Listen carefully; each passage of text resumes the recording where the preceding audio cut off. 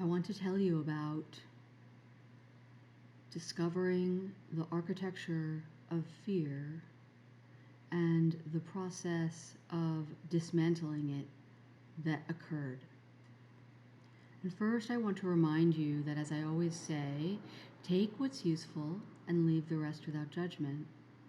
And the reason I say this is for many reasons, actually, but one of the key reasons is that sometimes what's useful now is not useful in the future, and that's okay. And if we have taken it in without judgment, it's easy to let go of it.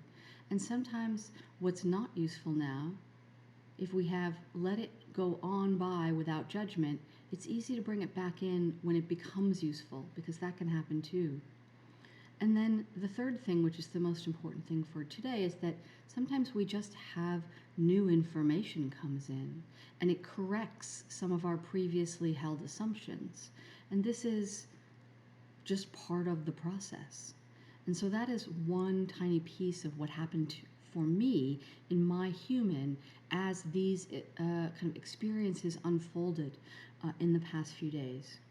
So as I reference time and dates periodically, please know I'm always referencing Pacific time.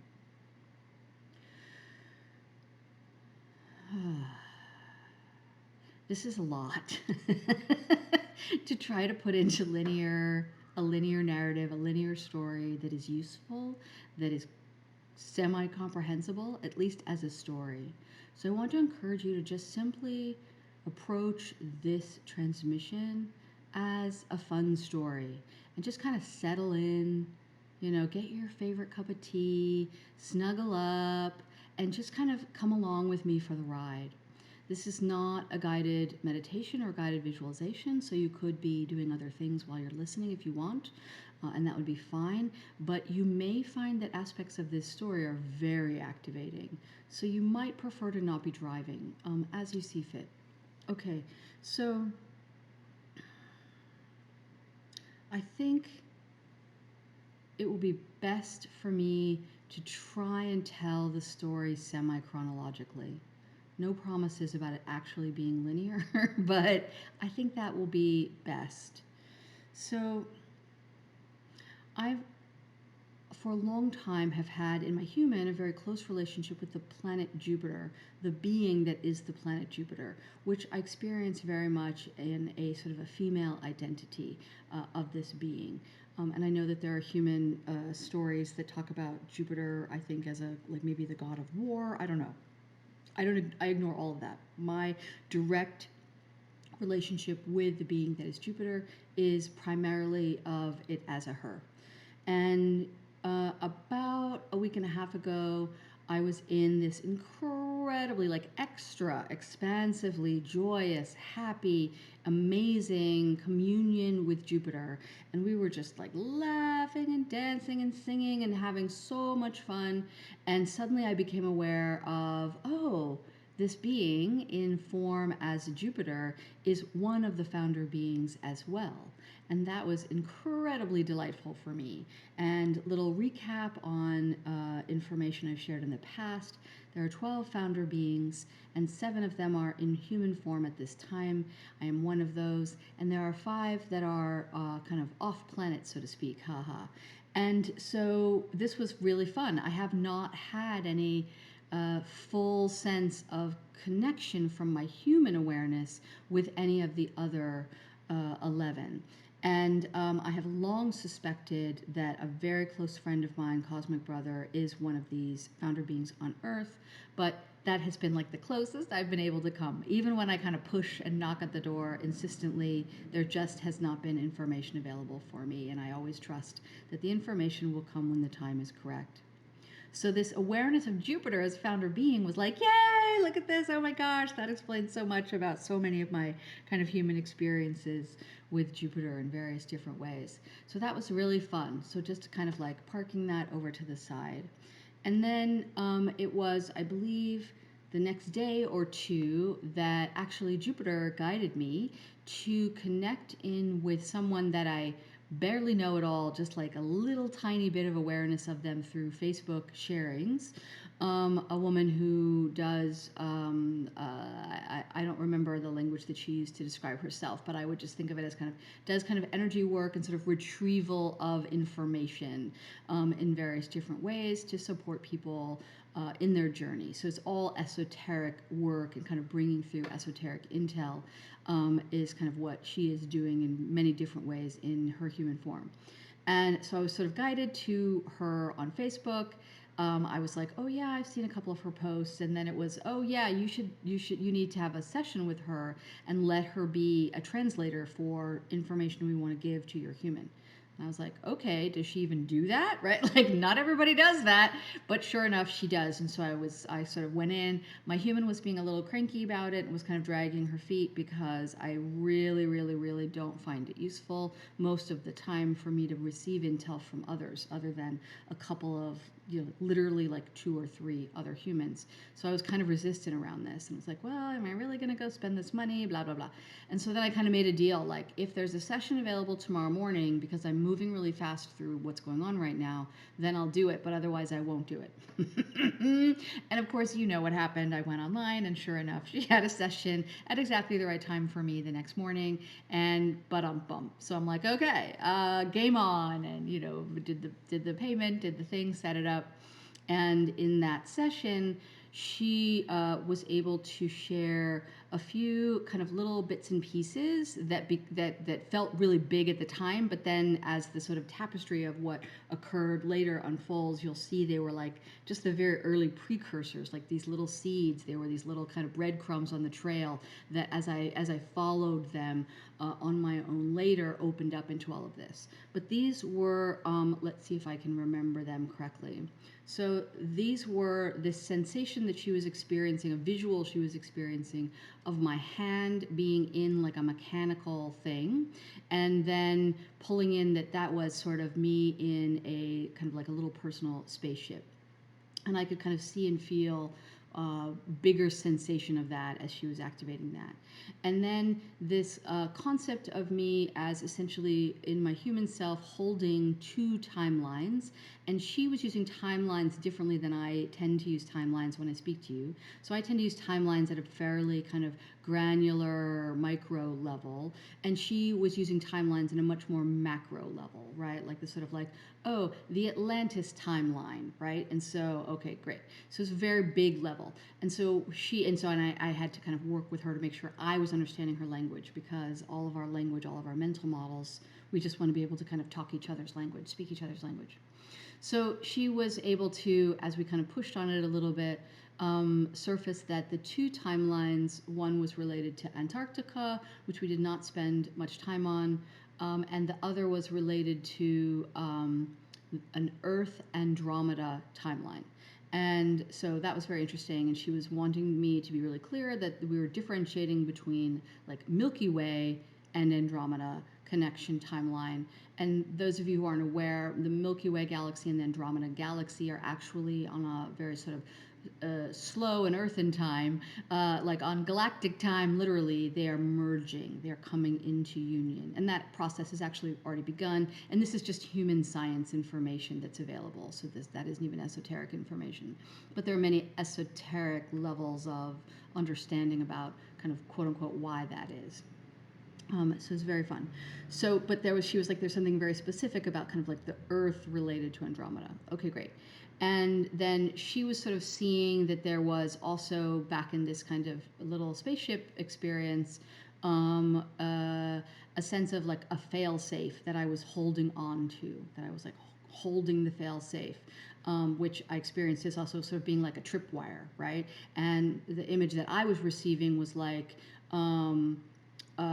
when somebody's like got a bomb and they've got their hand on the thing, they're holding the thing in their their clenched fist, and if they were to let the fist unclench, then the bomb would go off, the tripwire would go off. And so that I had been kind of holding this failsafe in place for an extraordinarily long time. And so there was this incredible, following the session, there was this incredible awareness of endurance and patience, and also just the exhaustion of endurance, and seeing how the culmination of what was to soon be ended through this human experience, this human life, in its apex role for my cosmic self, of we're going to end this experience of endurance that we've taken the experience of endurance to its limits.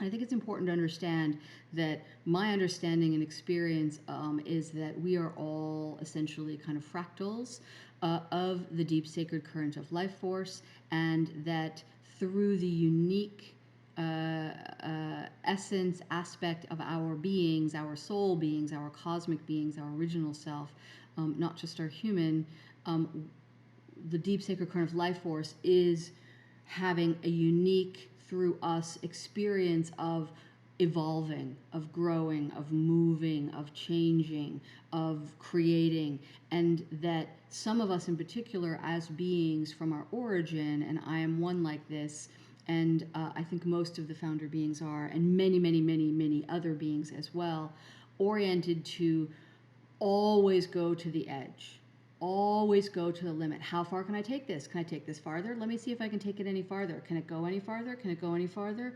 Okay, we're at the end of that.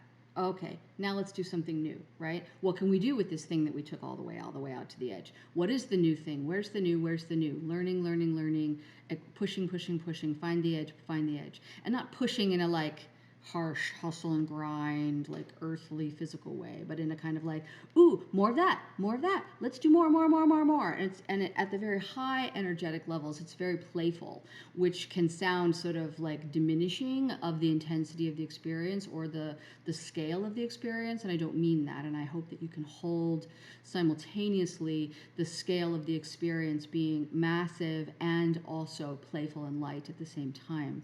And this is one of the reasons that I'm always encouraging you to bring play into your life.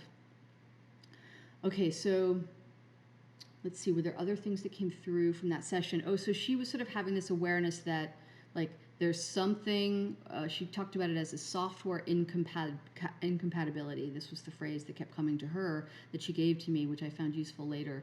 And this sort of software incompatibility somehow, in a way that I don't think was able to surface while we were in our session, but it was related somehow to all of the different kind of mechanics going on with this ship. And there were a lot of different like pieces going on with this ship and the fail-safe and whatnot, and we really weren't able to do any of the work on that. She felt that she was able to sort of start a process potentially to start to kind of like address the software incompatibility, and I will say that I didn't really actually have a sensation that that was effective. But I didn't feel the need to share that. It wasn't useful. And also I wanted to just wait and see, because sometimes it can take time. But also I was sort of seeing forward in time as well as backwards while we were talking. And I was like, that's not quite right. But it didn't matter because I got what I needed. And this is another little micro lesson for you. It's like, you don't necessarily get the perfect everything out of something. It doesn't matter. What's the one or even two or even three little like beautiful activating pieces that you got out of a thing? Take those and rejoice, right? Like, and I don't know what her experience of our session was afterwards, and that's hers, and you know, mine is mine. But I would say that the money that I spent on the session was absolutely well spent, in the sense that I got these like 3 little nuggets or whatever they were, and I could then keep playing with them and keep poking on them, and they bloomed in various different ways for me and led me into lots of different places. So again, it's that take what's useful and leave the rest without judgment. Bring that into everything and you will find that things open to you much more quickly. Okay, let's see. So then I was working on my own with all of this stuff in various different ways. And I had also a few days earlier, and I had shared this into the session, and that prompted some of these awarenesses that I just shared. I had been aware a few days earlier of 2 particular timelines that my being had had that were important.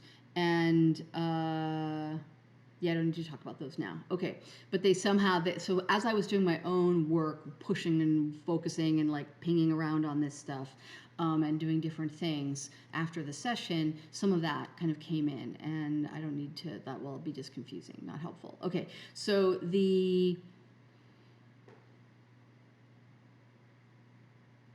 okay.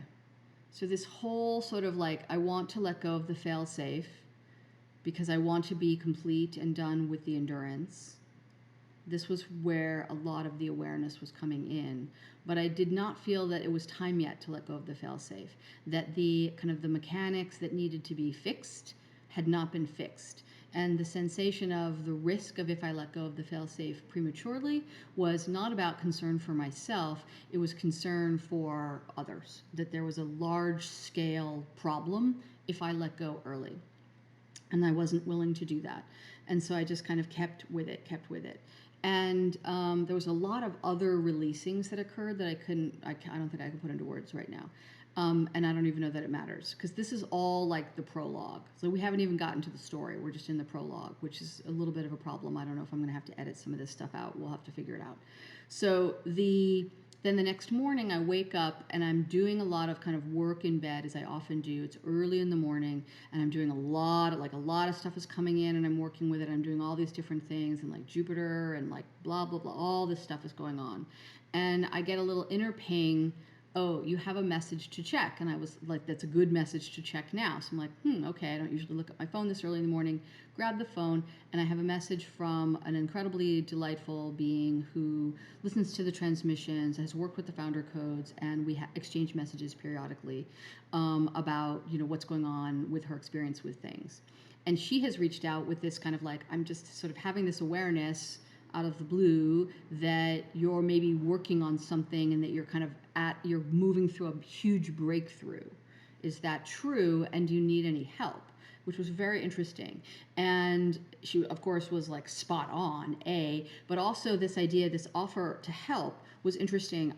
As you may know, I very rarely find that I'm able to access help through other humans. And so I was like, whoa. Is there has like, it's not a coincidence, and I mean it's never a coincidence, but it's not irrelevant to me in my current experience that she would be guided to send this message at this time. So I was like, I don't know what kind of help I need, but here's what's going on. Like, yeah, I gave her a few little pieces, little snippets, and then she worked with me remotely. We kind of just messaged a little bit back and forth on a couple of different things. And apologies, as she's probably listening, that I'm not going to remember all of the details as I'm sharing here. But one important thing that came through was this awareness of a little sort of being that was kind of over my head, kind of, and that she was sensing was sort of both kind of like sort of light and interference at the same time. And one of the things that I was becoming really aware of through this process was this connection into AI, artificial technology, and this was related to the ship. So I was bringing in this awareness of the ship, this little personal spaceship, and I could feel essentially like my hands and feet, such as they are and were in this other life, were like kind of connected in, like almost cyborg level, but not exactly, into this very like high tech machine that was this little tiny ship for going around. And my immediate sensation of when I became aware of this little ship that I was using all these mechanics for was, I was like, this is really dumb. Why are we using this mechanical machine based ship? We don't need this. We just go where we want to go, like boom, boom, boom. And that's always my experience. Even the way people talk about astral travel, where they kind of like, and then you like see yourself rising from your body and you look down and then you start traveling and you see, I'm like, what? Like, no, you just boom, go, right? Like, I don't get it. But in this case, it was a really important awareness of like, yeah, no, that's the point, is that the whole ship, the whole mechanics, this artificial intelligence technology that's like, not something that we can even hardly barely imagine in kind of earth-based sciences at this time, is the source of the software incompatibility. And I was like, oh, okay, all right. So I was like working with that whole thing. And then my friend had this awareness of the little being that was kind of like over me somehow, over my head somehow, that had this sort of mixture of kind of like light, but also maybe was like getting in the way somehow, I think might have been how she put it. And I was like, oh. And so then I went in to work with that being. And if for a split second, and this is a lesson that's going to come throughout this story, that sometimes in my human, go, and even a little bit in my kind of soul self, go to move too fast, where I'm like, oh, boom, do it, right? And every now and then it's like, no, actually, there are times when slow down and really look at the thing and look for the non-obvious, right? And so in this case, it was just kind of like immediately my initial instinct, and this was very much coming from my human, not my soul self, was like, oh, go away. You're not helping, right? But this being was like, I'm not going away. Yeah, that's not happening. You've tried that a million times, and I'm not going anywhere. And I was like, okay, what's going on with this being? What are you? What do you need? Can I be of assistance to you? Why are you here? And just kind of investigating with this.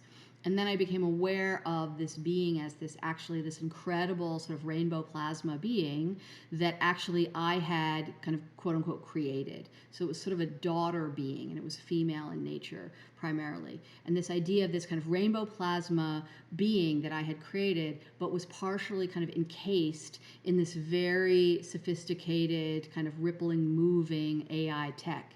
And that this AI tech was related, like the same kind of architecture to some degree as the stuff that was going on with this ship and the failsafe.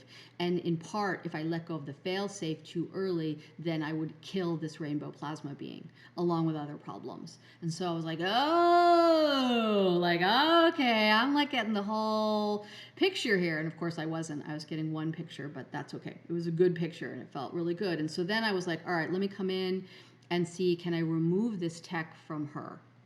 And I just, before I talk about that, I want to just share, when I became aware, fully aware of who she was, this rainbow plasma being, I was just like my entire, like, it's just wrong to talk about like, oh yeah, I was crying, I was weeping. Like, no, my whole being was weeping with the awareness of her kind of steadfast loyalty with me. That she was just like, I'm just sticking with you. I'm staying with you, even though this had become an incredibly painful experience with her. There was just no, she was just not going anywhere.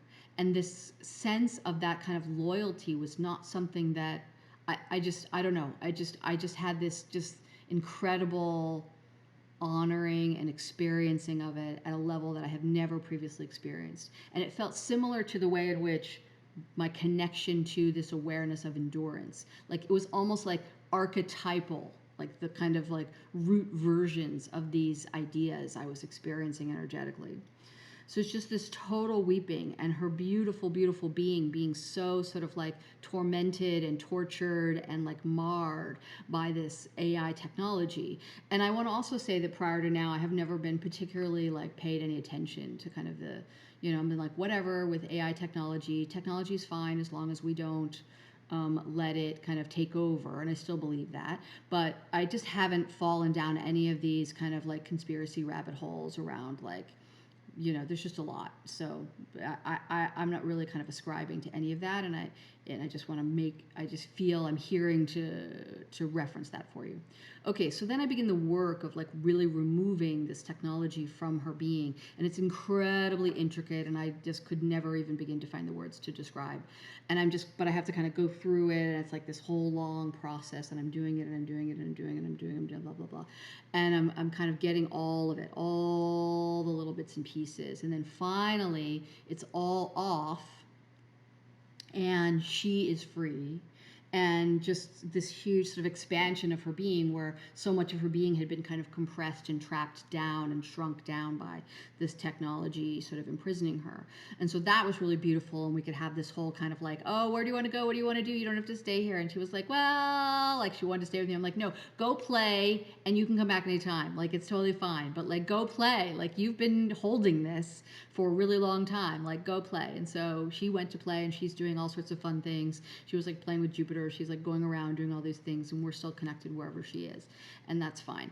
And so that was really great. But I still felt, nope, that's not enough. I still can't let go of the fail-safe. Like, okay, so I'm still kind of dealing with this. And I started trying to work with some of that tech. And then there were a lot of other things that happened too that I can't quite fully remember at this time. And so then I knew that was it the next day or that day? Either that day or the next day, my new and my human self friend, Bree, was coming, and I mentioned her by name because we're going to be collaborating on some things, and so you're going to be hearing about her. We had met at that Austin gathering that I referenced in one of my earlier shares with you, where the person who brought us together, like incredibly divine magic that she has to know who to bring together and when, even if she doesn't understand why.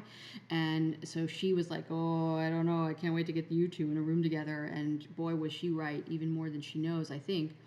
So we definitely connected at the event, and it was really beautiful. And there was a couple of people that I was just like, everybody I met was just incredible at this event. And there were a couple of people that I knew there was going to be some like deep work with, and she was definitely one of those.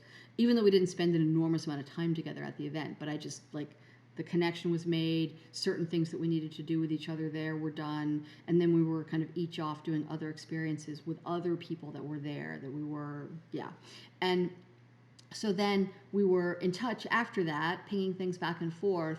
And then I shared my cosmogony story with all of you, and she listened to that and got the huge kind of activation awareness of herself as one of the 7 founder beings here on Earth, which was like, what? Like, are you kidding me?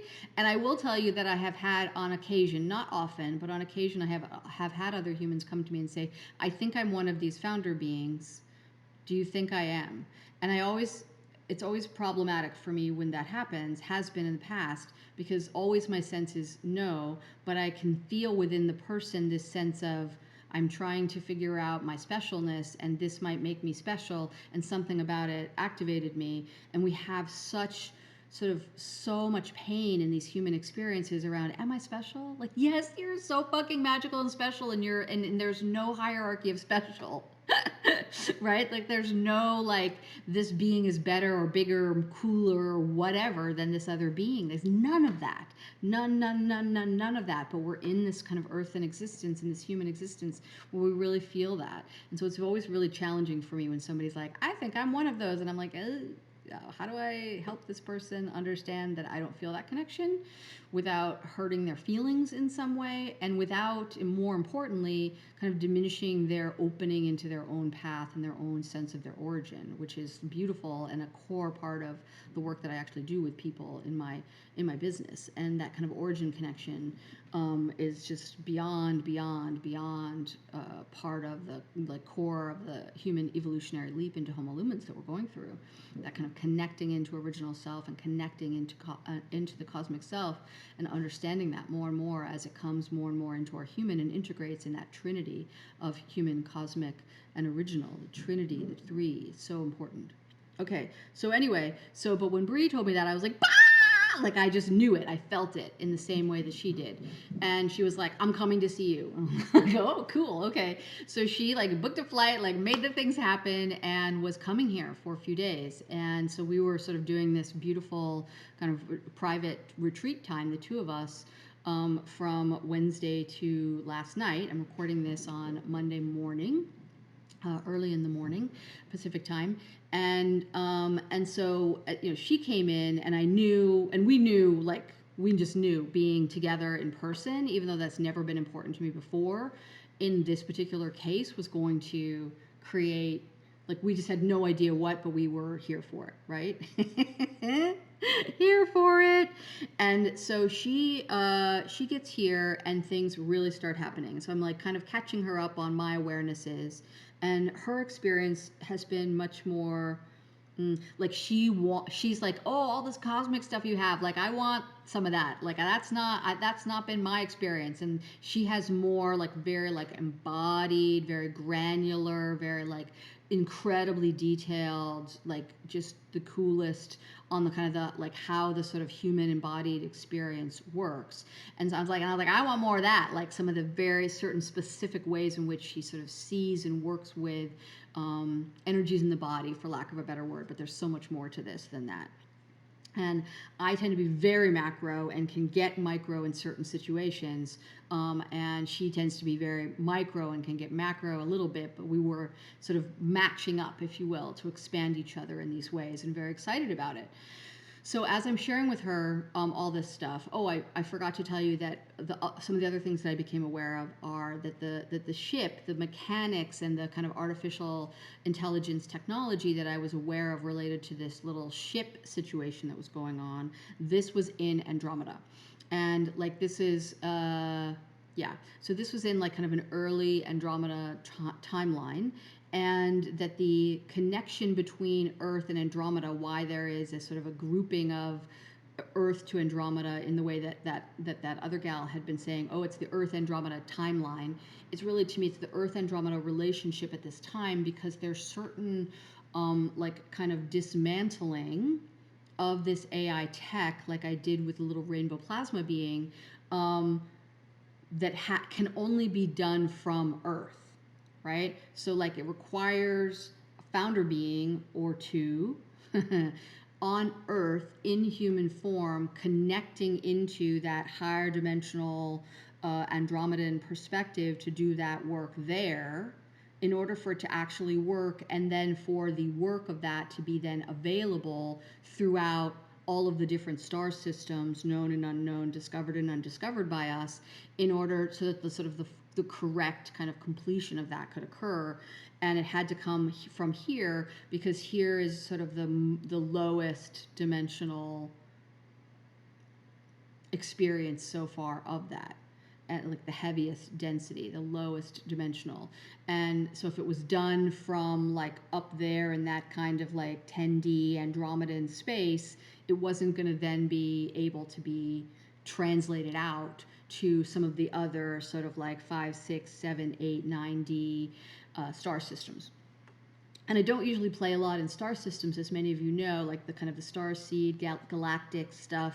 I've always been sort of aware of, but I haven't really played with it very much before this experience. So this was interesting to come so intensely, intimately, like viscerally into some of these, and it was pretty fun.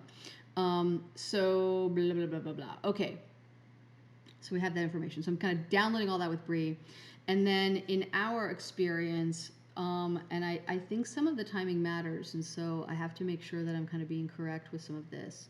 So on, I just realized I don't have a calendar up, which is a little bit of a problem. My apologies, I'm going to be a minute, because I don't know what day of the week that was, and I feel a desire to have the day of the week available. Oh gosh, sorry. Speaking of technology. Classic. Okay, yeah, so that was Thursday. Okay, so the big happenings that I'm going to be talking to you about were Thursday, Friday, and Saturday mostly, I think, in terms of the stuff that I'm going to be telling you. A lot happened on Sunday too, of course, but I don't know how much that I'll speak to. Okay, so on Thursday, we kind of went into a bunch of stuff that isn't needed to be shared here, but we really went into this particular tech, and spent more time on this AI tech in the Andromedan timeline, and this kind of this issue of the incompatible software. And so we worked with this, and as we were working with it and kind of dismantling it from like where it was in me and where it was in the ship, Bree was able to be aware, okay, this also relates to like earlier. We have to go way, way back with this when we're done with this. I was like, yeah, great. And I also was very aware of, so this person that I had done the session with also had brought in this, she was like, oh, there's, you have this kind of high commander role. I was like, yeah, I'm aware of those high commander roles in various councils. And she's like, yes, there's this Andromedan council is going to be gathering, and you're like bringing information somehow to them. And I'm like, yep, I was aware of that. So as Bree and I are working, we figure out essentially how to undo this tech and decouple from this tech. And one of the things that I want you to understand about the significance of, in general, this kind of AI tech is that the kind of the story that's important is, if you, in your human life, if you lost a leg in an accident and you would probably, the normal thing that you would think of would be like, somebody would be like, oh, here's an artificial leg. And, we have made all these strides in our human science and technology to create better and better and better artificial legs for people. And then you'd be like working on like, how do I get this leg to integrate with the rest of my body? And how do I learn how to walk? And it's kind of like, it's awkward and hard and weird. And it might actually be really painful in different ways to kind of get that connection to happen better and better. When in fact, there's actually a way, and I'm not saying that we know as humans how to do this, but there is actually a way to just grow a new leg. And so if you went with the obvious of just like, oh yeah, I'm going to get this artificial leg, but it's going to always be it's going to always hinder me. It's never going to feel the same, right, as the kind of the natural organic leg, but I could just grow a new leg. So this kind of concept is behind all of this work that we were doing with the tech as we were kind of working with it.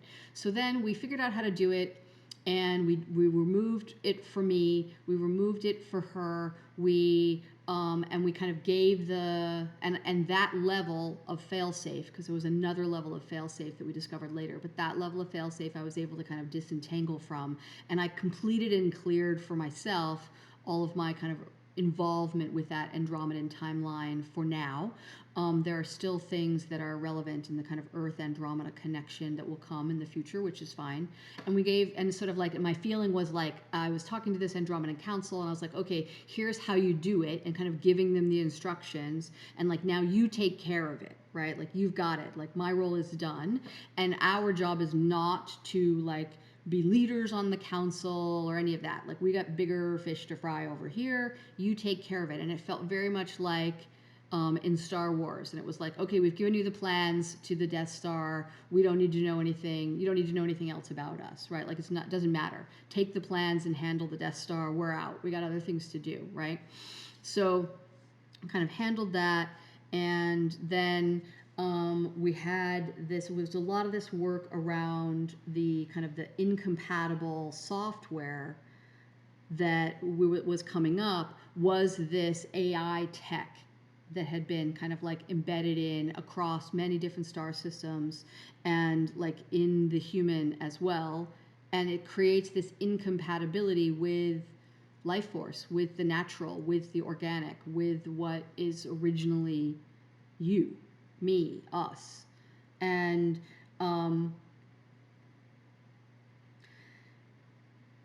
we have a lot of mythologies, in human mythologies, about things like the fall, right? Like the fall of civilization in various different ways. The fall, being fallen from the Garden of Eden, falling from heaven, like blah, blah, blah. And the nature of the fall is, at all these different star systems and all these different levels, is essentially when the choice is made to say, and essentially it's a trick, but to kind of be sort of tricked into accepting the AI technology because there's a sensation or a belief that there isn't any better option, and so we'll take the next best thing. That is the mistake, and that is the fall. And then we get embedded deeper and deeper and deeper and deeper into this technology, into this AI tech that is artificial and not organic and not natural. And then the software compatibility like exponentially creates problems over time and across dimensional experiences and star systems.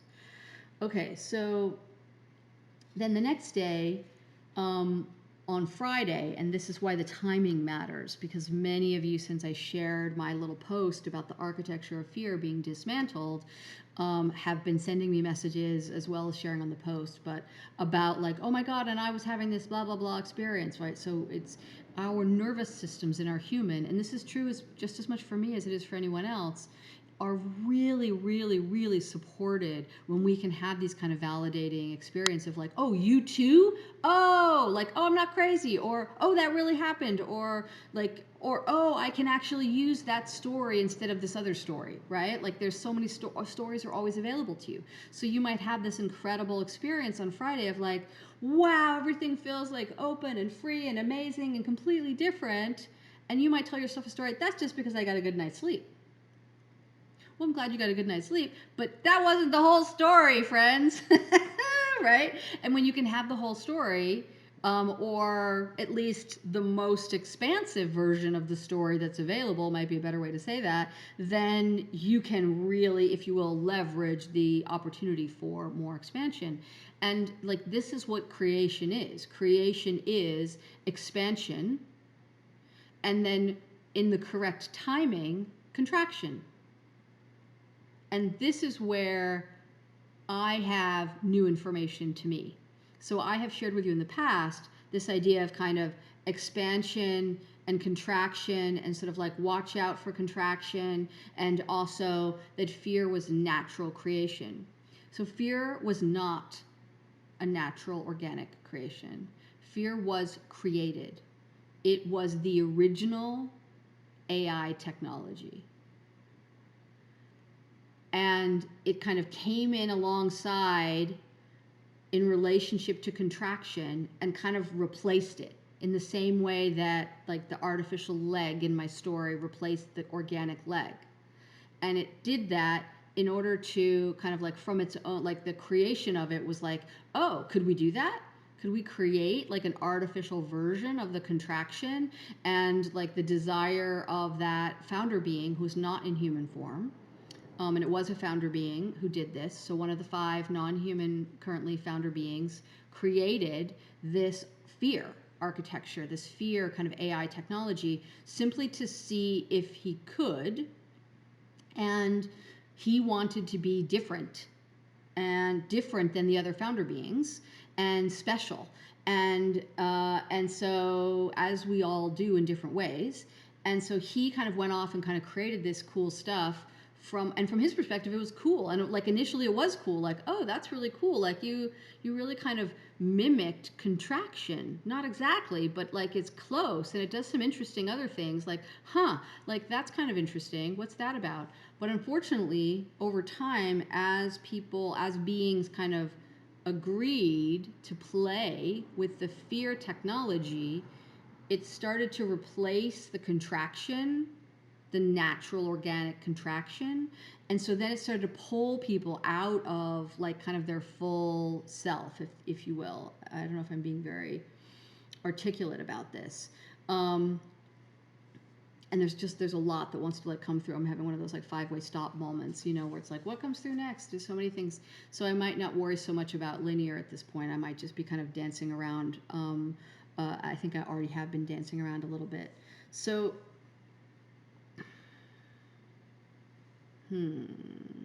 okay. So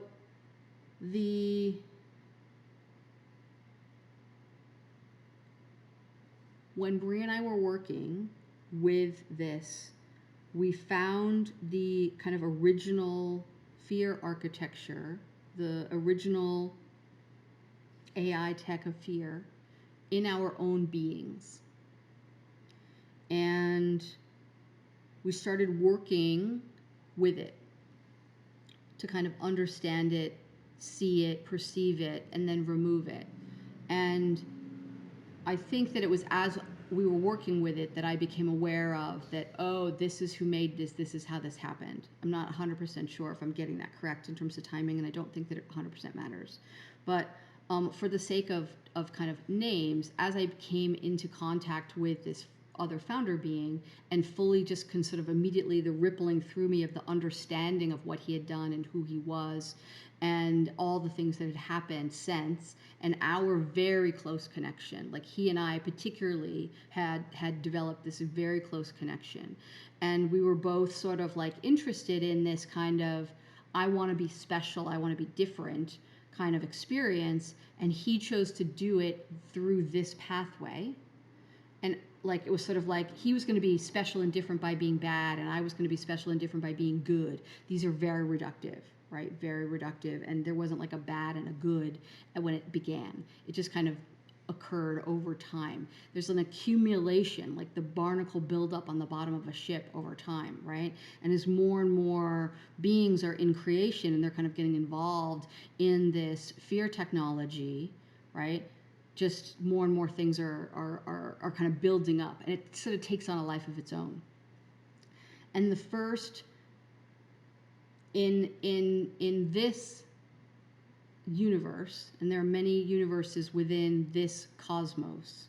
So there's this cosmos, which I had previously been thinking about and experiencing as like the only cosmos. The cosmos was all the things. And then there are these many universes within this cosmos, and then there's this particular universe that our humans are currently occupying, and that all these different galactic star systems that we tend to connect with and talk about are related.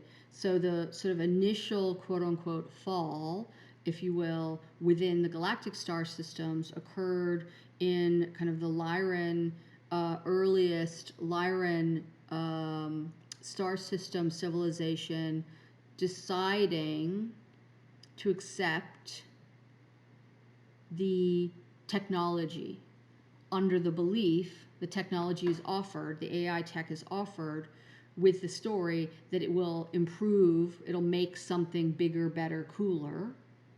And instead of accessing the bigger, better, cooler through the organic, natural pathways, those beings were like, oh, okay, we'll try that. And then sort of things began from there. And that's kind of the original sort of quote unquote fall throughout the different galactic systems. And it kind of, perpetuates out from there as sort of newer and newer galactic systems and civilizations come into being and experience things in different ways. And so we're kind of back up in this very original technology within our kind of original cosmic selves. And I'm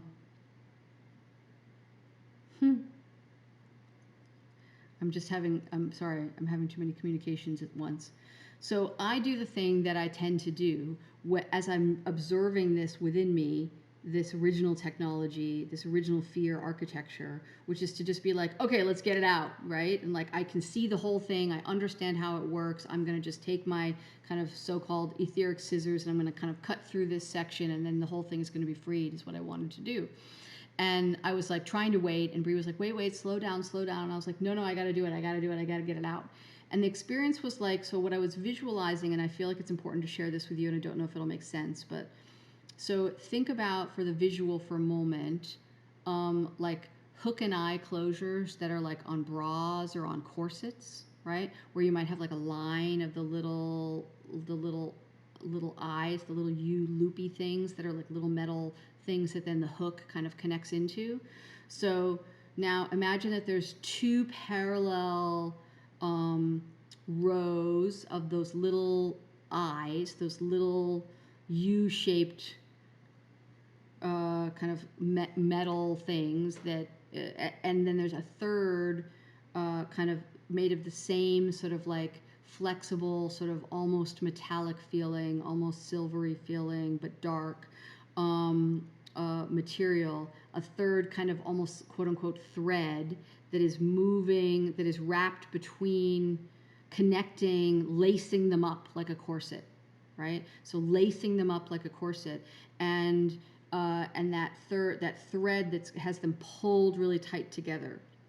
And so this experience of like my own being, I become aware of kind of as if it's like, like a big giant like ball of memory foam, right? And if you ever get like a memory foam, or like like a mattress or a pillow or something mailed to you, and it's in these compression vacuum packed bags, and it's kind of squished way down, right? So kind of imagine that for a moment. So I'm seeing on my side, I have a sense of it being kind of like lower right side, but I'm a big giant amorphous ball, so take that with a grain of salt.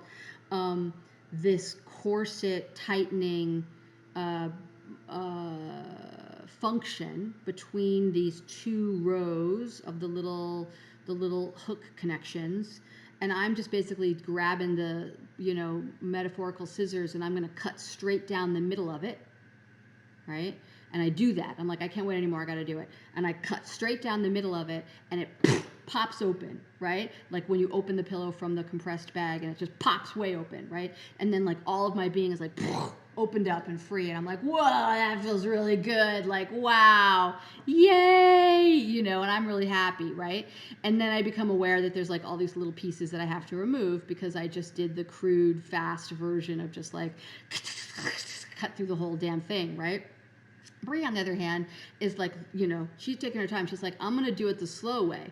And so she starts like, because it's all actually one piece, right? So she starts slowly pulling out the whole thing. And while she's doing that, I'm also now picking out all these little pieces. And so I'm like, get this little piece, get that little piece. And I'm like finding all the little pieces, right? Like if you, split a seam on purpose between, in some, like a clothing item that you were pulling apart, and then there'd be all these little tiny pieces of thread all over the place. It was like that. And so I'm like finding all the little pieces of the little, I'm pulling them out, get that one, get that one, get that one, I'm going around doing that. She's pulling it out for herself. And when she gets it all the way out, she also has that like, wow, right? But then she's also able to see that inside where this was covering, there was a little seed. And so she was like, oh, there's this little seed. And then I realized, oh, it's like a little diamond seed that is like, it's like the same. So the material, I already understood this, but the material that I've been describing, kind of creating this bind, right? This kind of tightening, restricting bind, is the same material as the material that I saw in the splinter. That was the interference trap energy preventing humanity's evolution that I've described in earlier sessions. It was the same material.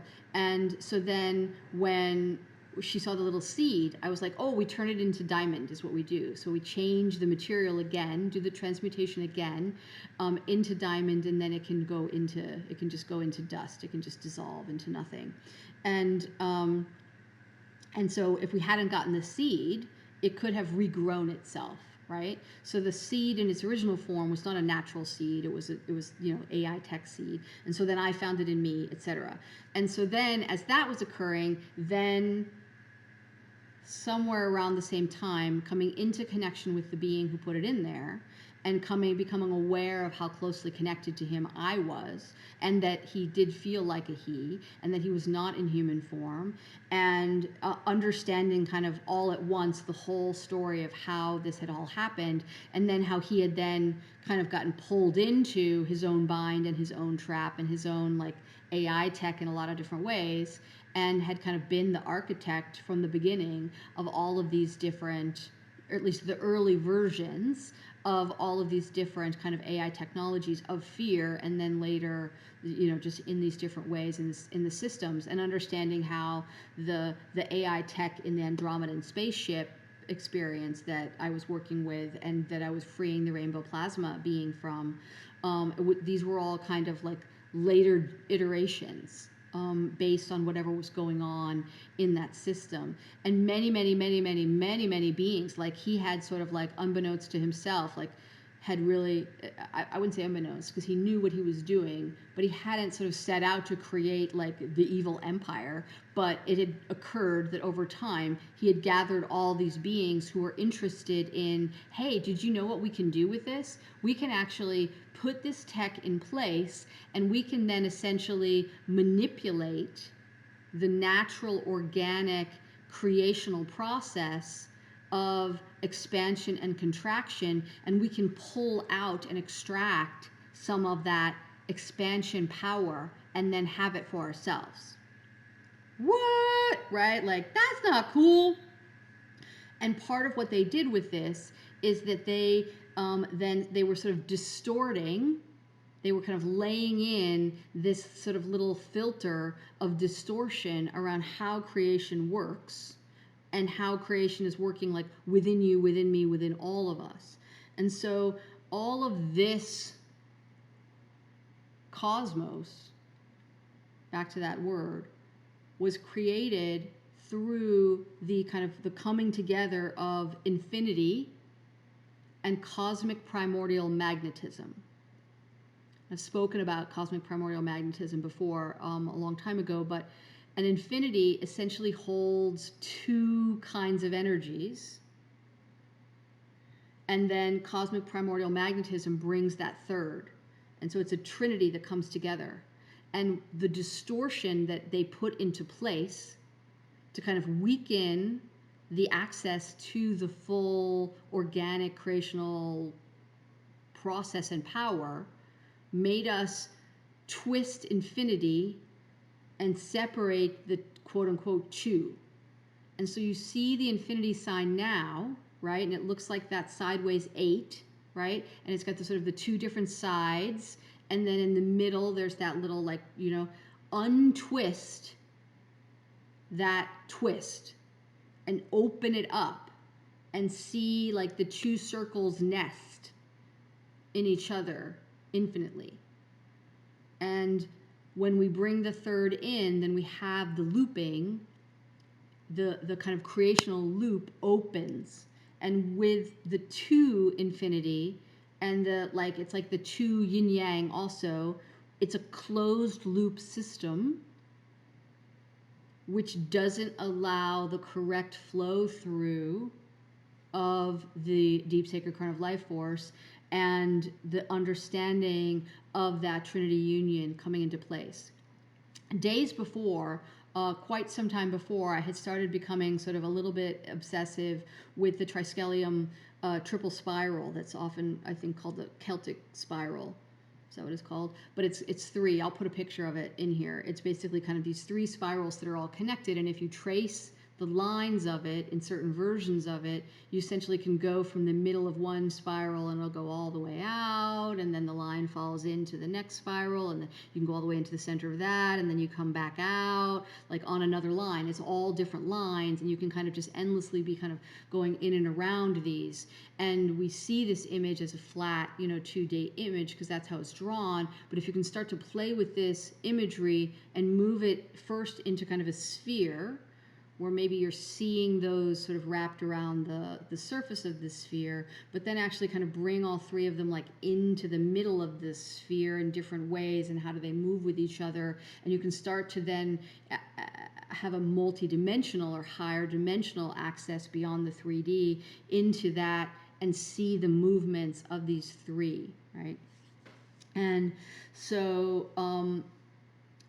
the founder being who created the original Fear architecture, we decided I called him Melkor, which comes from Tolkien lore, and he thought that was funny, and we both agreed that would be a good name for him to use for now. Like, it was like, yeah, totally right, because in the very for those of you who aren't Tolkien nerds, in kind of the Tolkien lore of his world in the Silmarillion, he talks about essentially this first beings being created, and that one of them, Melkor, wanted very much to be special and different. And so they were, as the first beings were created, they were using song to create things, right? And we know that sound came first before light.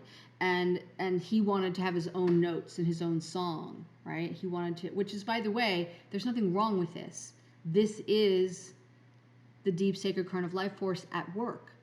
All the founder beings were created to be unique, differentiated expressions of the deep sacred current of life force. So he was just the first to be like, okay, let me uniquely differentiate myself by having my own song, right? So like, that's all that was. We ascribe all this darkness and evil and like power grabbing to it, but that's not how these things begin, right? It's like, no, just like, that's all it was. And so he started singing his own song, and that's also how Tolkien talks about it in the Silmarillion. So anyway, so then Melkor comes in, and we're having this like connection and just this big kind of reunion. And I say to him, like, you don't have to do this anymore. Like, you don't have to kind of basically be going through all of eternity as this kind of the father of the architecture of fear. Like, you can undo this now. Have you played this out all the way to the end? Is it done? Have you followed the spiral loop all the way to the central point, and you're ready to kind of come back out? And he was like, yeah. And there was a huge relief in that for him as well, to be able to move on into a different experience. So then he decided to take on the job of doing the dismantling of the architecture of fear throughout the rest of creation, and he would start working on that. And also he went to hang out with Jupiter. So he and the Jupiter being was like really helping him, like, kind of essentially transition into this new way of expressing himself, and like being just a super nourishment space for him. So they are off like doing their thing, and they're with me all the time, but also like they're together doing their thing, and he's doing that. Now, there isn't a to do for you. I can hear you like, now wait, how do I do this for myself? Don't worry about it at this stage, okay? He's taking care of kind of the larger structural pieces.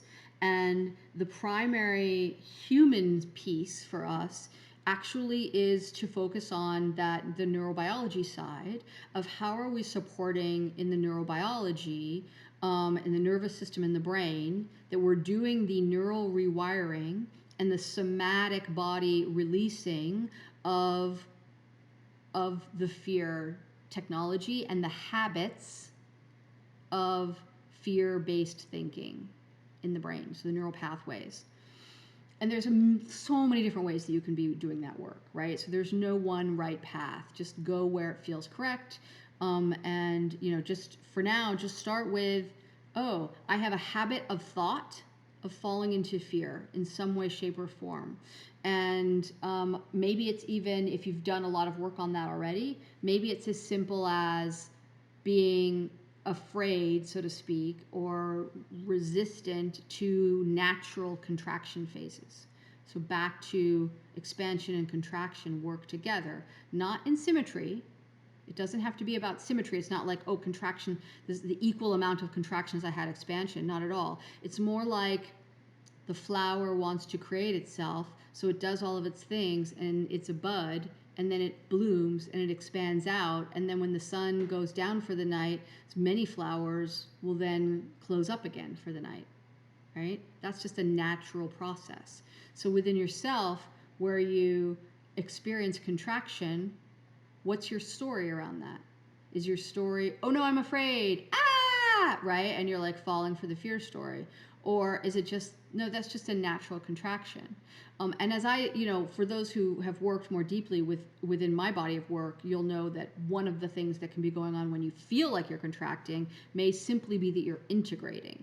And so you can sort of start to feel into where do integration and contraction actually are the same thing, and what we had previously thought of as contraction versus integration was actually the AI tech of fear at work. So I also want to say, and when did this happen?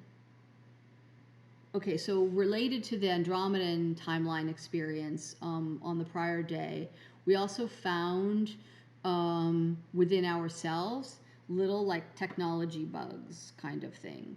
And they were like in us, and we had to remove them. And honestly, it was like there was like a lot of visuals that were a little bit similar to from the Matrix.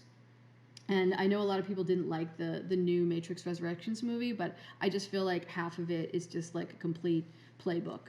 And just, if you can kind of, go with that, then instead of being, the film critic or whatever that you are, I personally thought it was like masterful filmmaking. And the concept at the end that it was really the power of love that allowed everything to exist, like that's correct. Like, so the AI tech in the Matrix at the end that we understand through Resurrections was leveraging the love of Trinity and Neo in order to, which is that love is that infinity and that deep sacred current of life force, but distorting it, breaking it apart, putting them into the separate pods, keeping them near each other but not allowing them to touch. That's the distortion, right? And then when the love can come together and they can break out of that distortion, then they can come into the quote unquote matrix, which is sort of basically just the physical world, the 3D world in terms of the analogies, if you look at the analogies, and play the game and design the game of this physical experience on Earth the way they want. Like, oh yeah, let's put some rainbows in the sky. That sounds like a good idea. And you're not going to be able to do your dumb shit anymore, little architect, analyst, whatever your name is. That's not going to happen. So all of that. So then also, as we were doing the kind of higher level founder being level work, we were able to come into contact with so Bree was sort of pushing, was really feeling this sensation of like there's something beyond infinity that, you know, wants us to connect with. And I had this initial resistance because I was like, but if there's anything beyond infinity, like I had my own little thing I had to work through around that. And this is, you know, one of the reasons why collaboration is so important in various different ways, is that you can have that like place to be and push off of each other. Once I kind of could put that down, I could also come into contact with that idea of beyond infinity. And then we came into contact with these beings that we're just calling the beyond beings because we don't have any language for them and they didn't give us language for themselves. And as soon as we came into contact with them and understood them to be the beyond beings, I was like, oh, I've had connections with these beings before in my that are my human awake awareness is aware of, but I didn't know what to call them. And so like these different little names got applied to them that never really felt right. Like there was one experience that I had where they came in before an event and they were like, we're going to protect you in this event and we want you to know that we're here. And I was like, from, you know, kind of essentially energy harvesting that's going on. And I was like, okay. And I was like, but who are you? And they didn't really tell me. And then my mind put the story on them that they were the Hathors, based on some of the communications that I'd had with certain beings as a function of some of the work of Tom Kenyon, and from many, many years ago. And they were like, sure, whatever, you know, but they weren't the Hathors. That's a whole other thing. Like, I don't even play with the Hathors. That's a whole different thing. So that was very interesting, very fun. So these beings then worked with us in a lot of different ways around our own kind of inner kind of integration and next steps. And we had a lot of fun with them also on Sunday as well, on Saturday and Sunday as well. And also those, of course, as you can imagine, an enormous amount of lake magic was going on throughout all of this as well. But one of the, it's kind of the last piece that I want to bring in that came through on this was this idea of like the 12 becomes 4, becomes 3, becomes 1. And I want you to kind of be able to try to feel into the energetics of this, even if I butcher the words. So the 12, yeah, the 12 founder beings, but I also feel that the beyond beings organize themselves often as a group of 12. And every time I could visualize them, they were these incredibly tall, long, kind of oblong, just like white light. No humanoid, nothing. And no like arms, legs, none of that. Just like these giant, tall, oblong things of white light. And I would see the 12 of them all kind of connected in a sort of circle, but like a semicircle, because it was open for me to kind of come in and connect. And the circle would sort of, the semicircle would kind of ripple and move. And then sometimes they would come around me and I would be in the middle of the circle and they would close the circle. But sometimes they would all just sort of flicker into like one being that would then kind of like merge into me. And then sometimes they would, and then Bree was sort of really having the kind of like, oh, the 12 become 4, become 3, become 1. I don't know what that means. And I was like, oh, it's them. Like they're, you know, they can split into essentially groups of 3 because the Trinity 3 is so, it's like that is creation. That Trinity 3 is the correct natural, organic, creational numbers. I don't know what else to say there. And but so the 12 become 4, meaning essentially sort of 4 groups of 3. And then if you see those sort of in a almost like in a square, then they become 3. They are sort of like 4 sides that come together in kind of a tetrahedron shape, which is essentially like a 3D triangle, right? And then that becomes 3, the 3 of the triangle at the base of the tetrahedron, united by the 1 at the top of the tetrahedron. I don't have more kind of intel for you on that, but I really just, if you can just even just spend time just feeling into, maybe even try saying out loud to yourself, right? The 12 become 4, become 3, become 1. And feel that activating within your own energy field. I think that would be very powerful for you. It's still very powerful for me. Look, I'm still loving it, you know. So I think that this is the bulk of, oh no, I'm totally wrong. There's a couple more really big things that are really important. Okay, for in terms of like where do we go with this now is actually the kind of the next theme of this. And I recognize that I've been talking now for an hour and 10 minutes, but I'm going to finish it and it's just going to be long. And for those of you who don't like long, sorry, that's what's happening.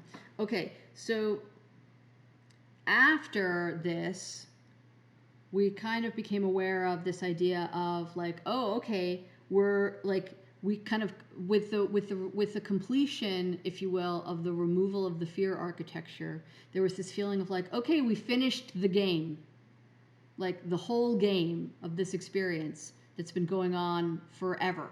Like the game is over.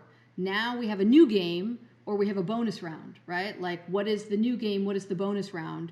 And the bonus round is essentially, for me at least, and for Bree, like the rest of our human lives.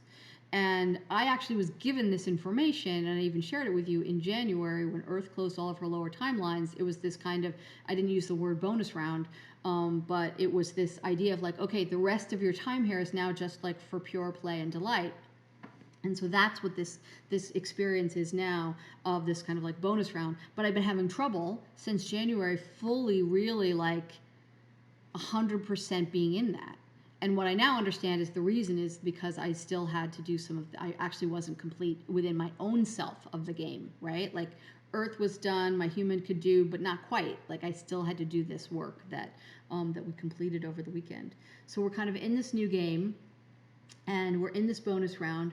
And for some of you have a connection with or an interest in the beings that I call the she, Sidhe, and I use that language because it's just what was given to me when I first put a name on them. They've always been with me in my human, and it's a name that comes out of kind of Celtic traditions, although virtually everything I've ever read about the she ever is completely wrong. So don't go like reading a bunch of stuff. With the one exception in my own experience, the only exception I've ever found is the writings by Emily Carding in a little tarot deck that she made with her own art and her own words called the Tarot of the She, which I highly recommend if you like to play with things like that. And I don't play with any other tarot decks, just to be clear. I've never been really interested in tarot at all, but this particular deck is it's like an oracle deck for me more. And her writing about it is very powerfully like on point. Like she's clearly connected with them, and they helped her create that deck. So but it's always been sort of like, but where did they come from? And they don't nest into or fit into any of these other things. And we became aware of, oh, the she are like, they are directly from the beyond beings. And that was really fun to like have that awareness. And I wanted to share that for some of you. That's going to be really interesting and fun. And there are other beings here in human who are from the beyond beings. Not a lot of you, but there are some of you, and you have been struggling to figure out what the hell, because you don't fit into any of the, like, it doesn't work, you know. Now this is a very small fraction. But there are, like, you know, a handful of you, and it's really those of you who have sought out for many, many, many, many, many years an understanding of, if you will, your cosmic self or your spiritual or your soul origins, and even those who others find to be incredibly skilled at seeing this about others, say to you, I don't know where you're from. Like, I can't get a read on you, right? This may be why. I'm thinking of one person in particular, but yeah, we don't need to do any labels on that. Okay. Dun, dun, dun, dun, dun. All right. I think that's everything now. So going forward in time, let's come back into the human experience and end there for you. So we are in Monday, December 5th, and we are kind of hurtling at ever faster speeds towards sort of the birthing through into this new, entirely new phase for everything that's happening, really in all of the cosmos, but in particular here on Earth. And The solstice is the sort of portal time where we kind of pop through into that. And it's going to be just an incredibly beautiful, glorious experience. And I'm super, super excited about it. Actually, kind of the solstice energies and like that particular time has been pulling me like out of time for quite some time where I've been like going along for days and suddenly I'm like, bloop, you're over here now. And I'm like, okay, but my physical body's still over here doing the things for the people. So like, come on, let's, so it's a beautiful, beautiful feeling. And I hope that you're able to set up time to really enjoy it and to really have fun. And I am going to do more on the planetary energy theme for the year soon, but I am very, very clear that it is about essentially the integration into the biology of all of the things that I have been describing, on top of all of the things I've been describing for ages around the integration of cosmic and original self into the human, the human Eva leap in general. So that's going to be really fun, and it's going to be really exciting. And I keep hearing this as homecoming, and also like the wonder of homecoming. So it's like homecoming and wonder, the wonder of homecoming. It's, kind of that's really the theme that we're going to be working with. I feel very strongly, and I'm very excited about it. And there's a bunch of kind of new things coming together to share with you all, and to kind of share more broadly. And Bria and I are going to be doing some really fun collaborations that we're cooking up. That we're like, oh, let's do that. Oh, let's do that. That'll be really fun. So look for lots more fun stuff, and have a good time. And let's see. Don't overlook the body. Don't overlook the biology. Like a significant chunk of our Sunday together, Brie and I, was really working on the biological side of this. And it was really important and really beautiful and powerful. So don't overlook it, okay? When I talk about neurobiology, I'm talking about nervous system and brain, and there's a big somatic piece to that, by which I mean like the body. So finding ways to kind of tend to and nourish your neurobiology, as well as coming into focused devotion to neural rewiring. These are really important, really important. And I don't know if they can be effective for anyone without also doing the esoteric work that I've been describing over some time, not just today. I think that for some people, if they are able to simply just reorganize around, if you will, the heart as they're doing that neural rewiring and somatic work, that could be enough. And because every being is different. And so what's the design, the natural organic design of your beingness, which transcends any one particular kind of life or life form that you're having, right? And so for many of us, if you're listening to this, particularly if you're still listening to me, however long it's been, you probably also your being requires the esoteric work, the connection into the cosmic self, the connection into the original self, the connection, bringing into the awake awareness more and more of that understanding, and developing those multi-dimensional capacities as we move closer and closer towards being the embodied expression of our true pan-dimensional nature, and having access to the experience of all the dimensions simultaneously while here in our physical form, which is the evolutionary leap into Homo lumens. So,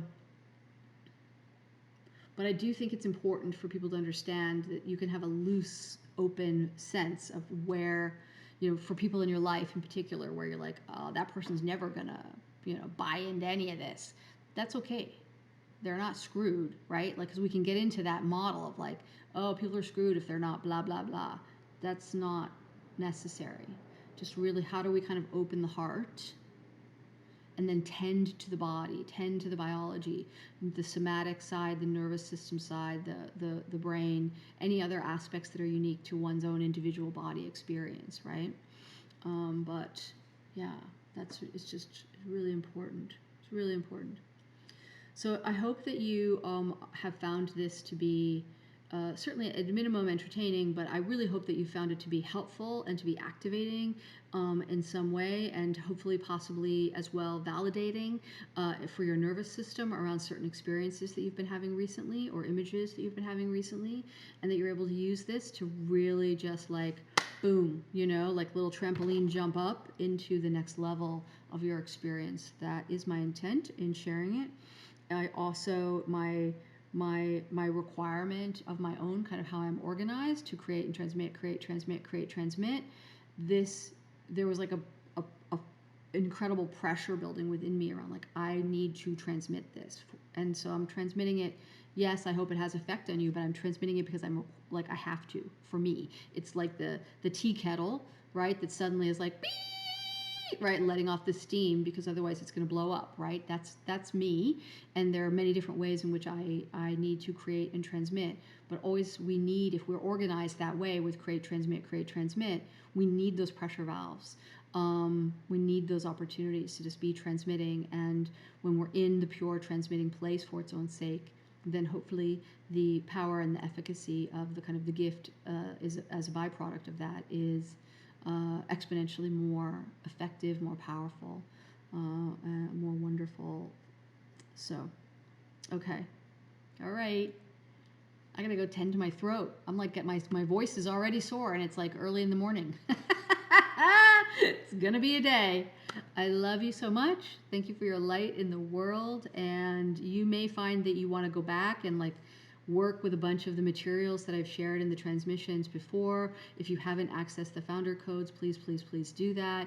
If you're looking for ways to kind of pop open into some of these, sort of childhood distortions and things like that, let us know. There's, we have ways of supporting that. If you want to really go deep in a personal, private container around working with this stuff, I do have, I think, kind of 2 spots coming open in January where I can do this work with you one-on-one and create a container, create a space for that. But I'm pretty limited in my availability to kind of get on the phone to do the assessments around that. That's been a challenge. We kind of have a big waiting list around that. So if you know that you're like, no, bump me to the head of the line because I'm ready to really go deep with this and I have the resources to support myself to do that, then send me a message or send me a note or something, and we'll make it work to explore.